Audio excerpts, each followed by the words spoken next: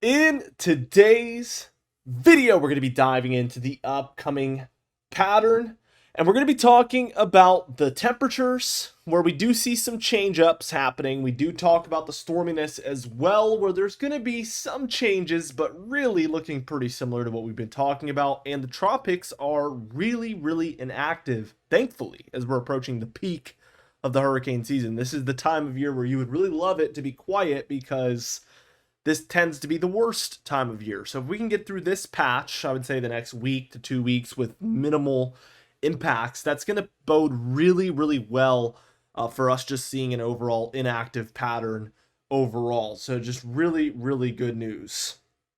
Now, as we take a look at that 6 to 10 day temperature outlook, you can see we have above normal temperatures across the Rockies, especially the plains and Midwest, deep south, Ohio Valley as well in there.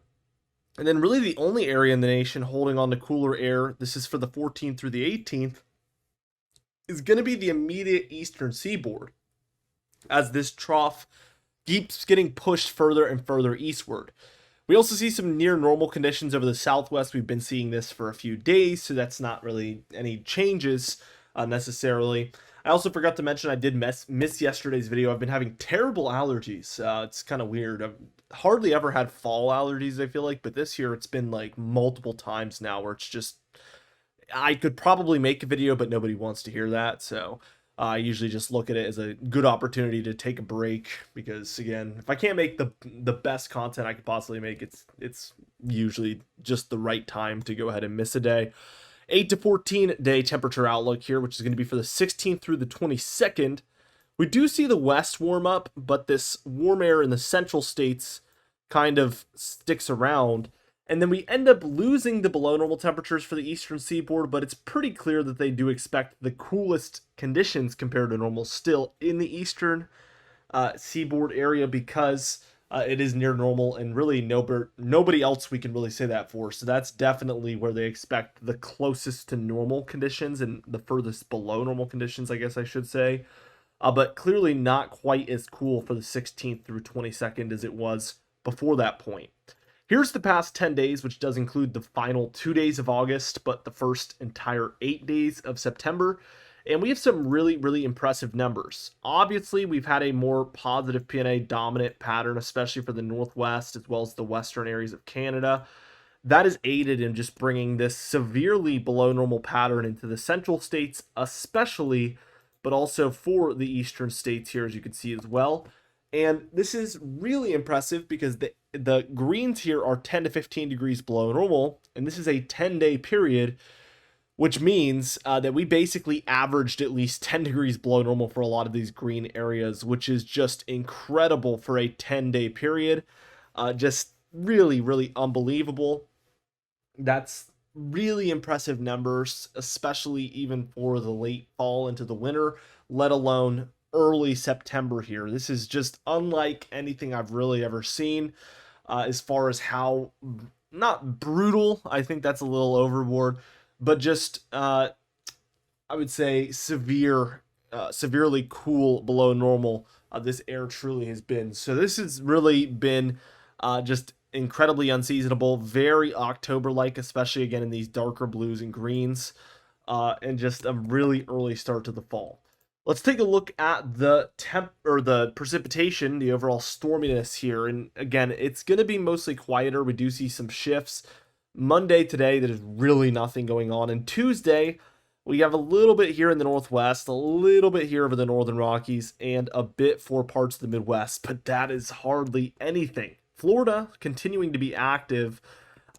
They tend to just be different than the rest of the eastern half of the nation. I mean, we could pretty much draw a square here over the eastern states, and you can tell South Texas and South Florida just jut out a little bit. I guess the same thing kind of goes for New England here, as well as like the upper Midwest. But for the most part, we tend to get more tropical weather influences down here in these areas that, again, jut further south than the rest of the eastern states. So that's why we get precipitation here for Florida and really nowhere else, because even if it's heading from west to east, it's hitting Florida, it's missing everywhere else. If it's heading from east to west, which is a little more uncommon, again, still hitting Florida, missing everywhere else. So you get the point, kind of. They just have a much different overall climate than the rest of the nation. Wednesday on the 10th. I mean, what do I even break down here? This is just the same thing as Tuesday. Thursday, same thing as Tuesday, probably quieter for everywhere that's seeing activity here. The Northwest continues to get activity, which is going to put them likely in the above average category for precipitation because they don't usually see a lot. This is typically the dry season, like August through September. So it is pretty abnormal that they're seeing consistent precipitation. Friday the 12th, we again see the Rockies, some of Florida, maybe some of North Carolina, and maybe some of the upper Midwest here seeing some showers, but nothing really worth noting. Saturday on the 13th, a couple areas here to watch. Northern Plains, kind of Midwest and Great Lakes there. And then also nearby, I'd just say Eastern North Carolina for Saturday the 13th here, seeing some showery, stormy weather. Sunday the 14th is fairly similar. Again, Florida, Virginia, or North Carolina, Virginia there. Ohio Valley, Midwest, Great Lakes, and then still some of the plains here. But you expect to see bigger storms somewhere in the nation than this on average. So this is still just a little underwhelming, even for this time of year. Monday the 15th, again, kind of Midwest, Great Lakes, Ohio Valley takes the highlight here once more.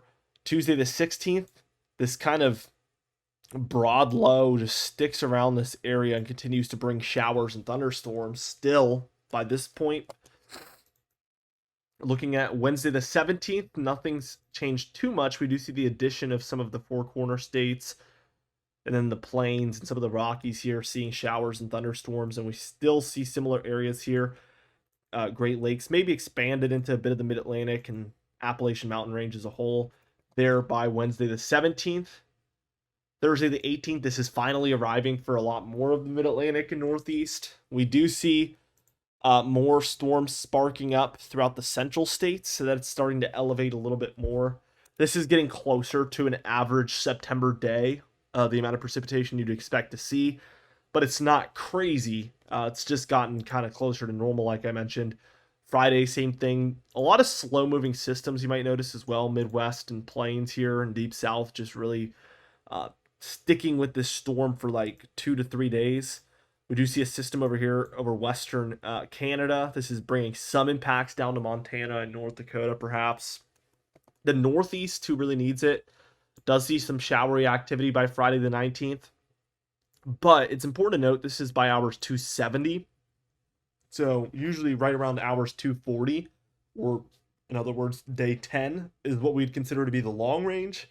So definitely take this with a grain of salt. I know it's unfortunate the good news comes after that point where confidence starts to go down, but hopefully this is a trend at something that does actually happen. Saturday the 20th, it looks like more activities on its way to that part of the nation as we have a low here in the upper Midwest. Clearly a bit of a warm front that maybe wants to extend into this area, so that should increase the activity perhaps. Yeah, Sunday we get that storminess up there in the Mid-Atlantic and Northeast again, the 21st. And then Monday the 22nd here, it sticks around with some showers.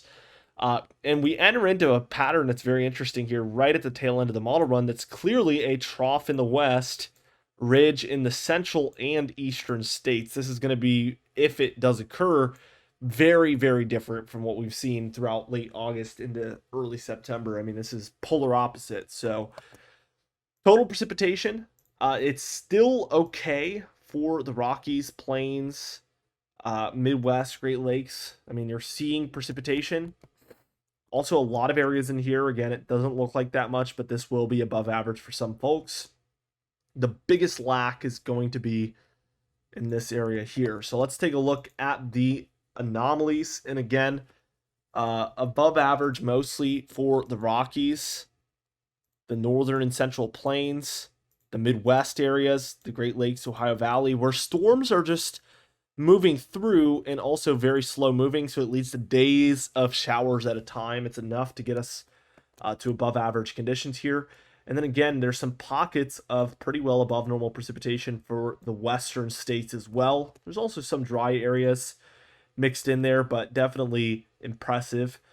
We do see, again, drier conditions from Texas and Oklahoma all the way through the rest of the deep south and up the southeast here. This is our biggest problem area coming up. Obviously, this area here has been the biggest problem. Pretty bad droughts developing up there in the northeast, but it looks like we're getting closer to normal on the precipitation for these regions.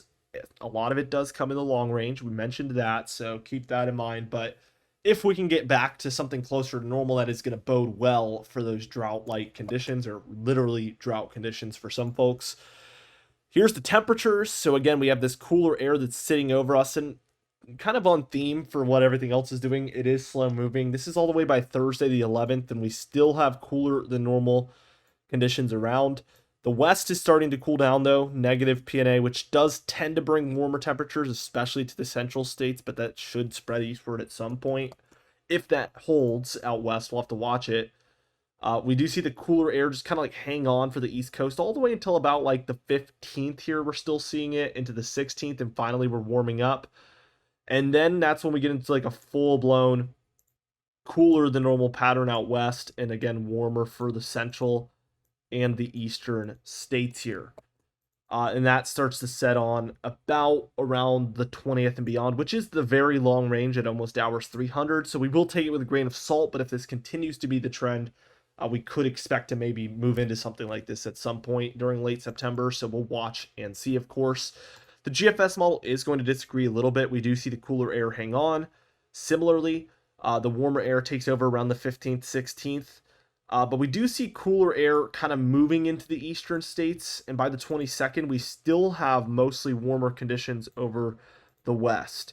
And if this is the case, I am very doubtful that we will see any long-term sustained warmer air in these eastern areas. I think they would be mostly cooler if that positive PNA hangs on like this model is showing. So that is two pretty different solutions.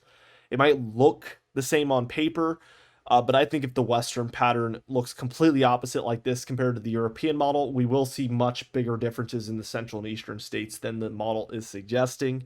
And that's just my opinion, but we'll obviously see. We have a long time to go. This is both kind of for the longer range, so we'll see over time. But it's going to be interesting to track with you guys. So be sure to subscribe. We upload every single day almost, except for yesterday. You can even hit the bell icon for daily notifications when we upload so you never miss one. Be sure to like the video if you did enjoy it, leave a comment down below, and I'll see you guys in the next video.